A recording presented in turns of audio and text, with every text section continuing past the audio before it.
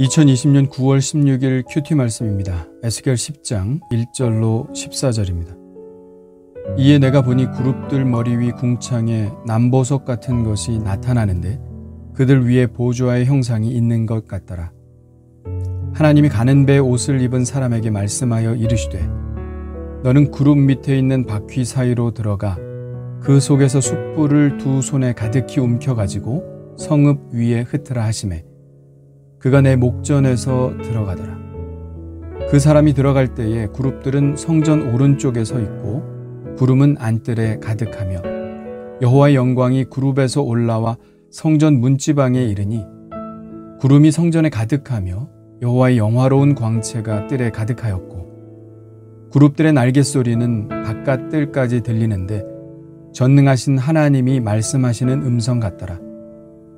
하나님이 가는 배 옷을 입은 자에게 명령하시기를 바퀴 사이 곧 그룹들 사이에서 불을 가져가라 하셨으므로 그가 들어가 바퀴 옆에 서매 그 그룹이 그룹들 사이에서 손을 내밀어 그 그룹들 사이에 있는 불을 집어 가는 배 옷을 입은 자의 손에 주매 그가 받아 가지고 나가는데 그룹들의 날개 밑에 사람의 손 같은 것이 나타나더라.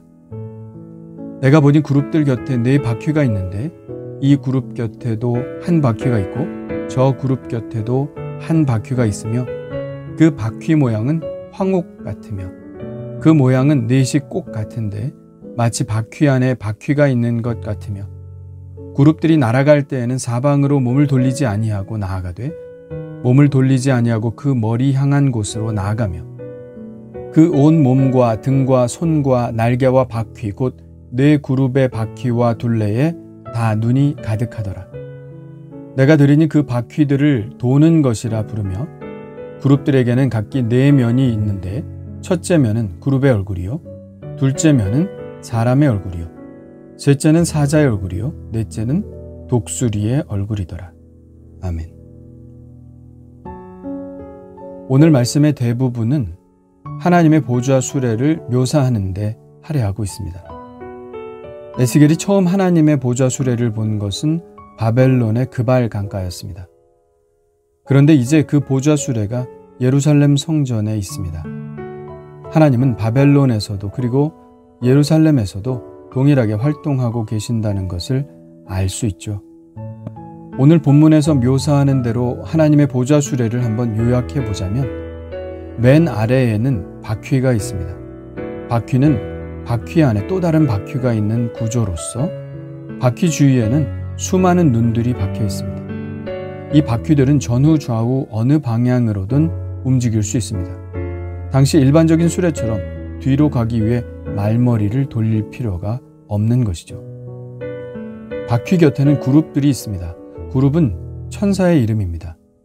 성경에 등장하는 천사는 스랍과 그룹인데요.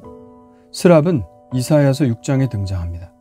날개가 6이며 하나님의 보좌 앞에서 거룩하다 거룩하다 거룩하다 하며 하나님을 찬양합니다. 단수는 세럽, 복수는 세라핌이라고 부릅니다. 또 다른 천사인 그룹이 처음 등장하는 것은 창세기 3장 24절입니다. 이들은 화염검을 들고 에덴 동산의 생명나무를 지키는 역할을 하고 있습니다. 언약궤를 덮는 속죄소에도 그룹의 형상이 있고요. 오늘 나오는 에스겔 말씀과 요한계시록에도 등장합니다. 단수는 캐럿, 복수는 케루빔이라고 부릅니다. 이 그룹들은 모두 각각 4개의 얼굴을 가지고 있는데요. 소, 사람, 사자, 독수리의 얼굴을 가지고 있습니다. 1장에서는 소라고 묘사를 했는데요. 오늘 본문에서는 소를 그룹의 얼굴이라고 묘사하고 있습니다. 그룹들이 4개의 얼굴을 가지고 있기 때문에 그들은 어느 방향으로든지 날아갈 수 있고 바퀴도 그러하기에 항상 그룹과 바퀴는 같은 방향으로 날아갑니다. 그룹 위에는 궁창과 같은 것이 있다고 했는데요. 궁창은 하늘이라고 보면 됩니다. 하늘같이 넓고 파란 판이 펼쳐져 있는 것이고 그 위에 하나님의 보좌 수레가 얹혀져 있죠. 그리고 그 보좌 수레 위에는 하나님의 영광스러운 모습이 자리하고 있습니다.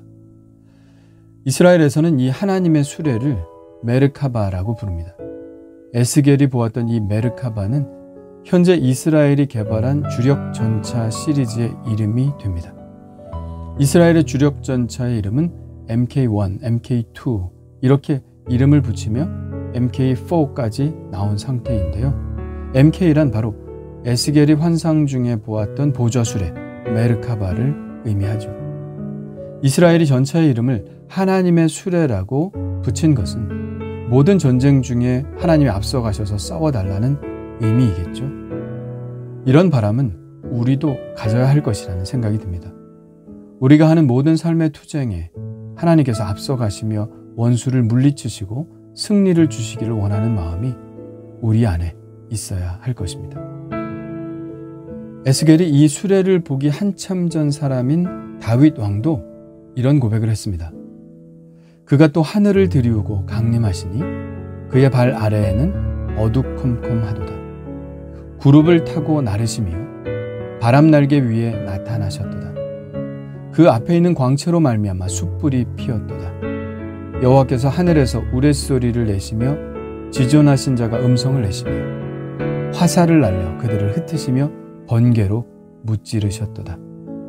사무엘하 22장 10절부터 15절 말씀입니다. 다윗은 하나님의 수레를 묘사하지는 않았지만 매우 유사한 표현들이 있음을 봅니다. 그룹, 날개, 광채, 숯불, 우레소리 이런 단어들이 오늘 묘사하고 있는 에스겔의 표현과 유사하죠. 그렇다면 다윗 왕도 하나님의 보좌 수레 메르카바를 보았던 것은 아닐까요? 그것이 아니라 하더라도 다윗은 전쟁에 나갈 때마다 하나님께서 자신과 함께 싸우고 계심을 알았고 그래서 더 용기 있게 나가 승리할 수 있었습니다. 정말 감사한 것은 그 하나님이 지금도 우리와 함께 계신다는 사실이죠. 그렇다면 오늘 이 보좌 수레에서는 어떤 일이 일어났을까요? 하나님의 보좌 수레는 성전 안뜰 남쪽에 내려앉습니다. 그리고 하나님의 영광은 성전 문지방에 이르시죠. 하나님의 영광이 성전 앞에 머물자 성전 안은 구름으로 가득하고 안뜰은 광채로 가득하며 그룹의 날개 소리는 바깥까지 울립니다. 하나님께서 가는 베옷 입고 먹그릇을 찾던 그 사람에게 말씀하십니다. 바퀴 사이 곧 그룹들 사이에서 불을 가져가라. 그리고 성읍 위에 흩으라. 그러자 그룹 사이에서 손이 나와 불을 주니 그 사람이 불을 받아 가지고 나옵니다. 오늘 말씀 속에서는 그 불을 가지고 그 사람이 어떻게 했는지는 나와 있지 않습니다. 그러나 짐작할 수는 있죠. 에스겔이 자신의 머리털과 수염의 3분의 1을 성중에서 태우는 예언을 한 적이 있었죠. 그 예언은 예루살렘 성이 불탈 것이라는 예언이었습니다. 그리고 실제로 느부갓네살의 군인들은 예루살렘 성전과 왕궁 그리고 큰 집들을 모조리 다 태워버립니다. 하나님의 심판을 행한 것이죠. 그러나 이 숯불이 의미하는 것은 또 다른 의미도 있습니다. 바로 정화의 의미입니다. 이사야 6장에 보면 이사야가 하나님을 뵙고서 이렇게 말하죠. 나는 입술이 부정한 사람입니다.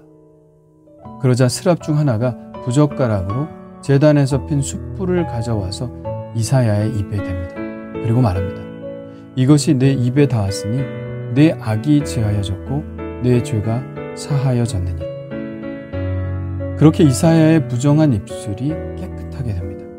그러므로 예루살렘의 심판에는 두 가지 의미가 있는 것이죠. 하나는 심판, 그리고 또 하나는 정화입니다.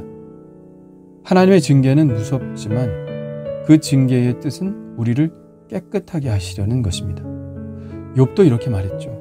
그가 나를 단련하신 후에는 내가 순금같이 되어 나으리라.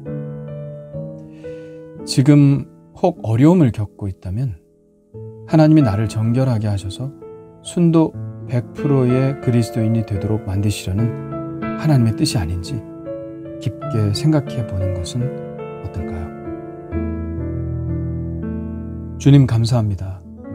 구름 날개를 타고 나르시며 언제나 저희 앞에서 싸워주시니 감사합니다. 늘 이 능력의 하나님이 나와 함께 하신다는 믿음을 가지고 당당하게 삶의 문제와 싸워나가게 하여 주옵소서. 어려움을 당할 때 하나님을 원망하지 않게 하시고 저를 더욱 단련하시어 순금과 같은 순도로 저를 정화하고 계심을 믿고 욥처럼 믿음으로 견뎌내게 하옵소서. 저와 늘 함께 하시는 하나님의 은혜에 감사드리며 예수님의 이름으로 기도합니다.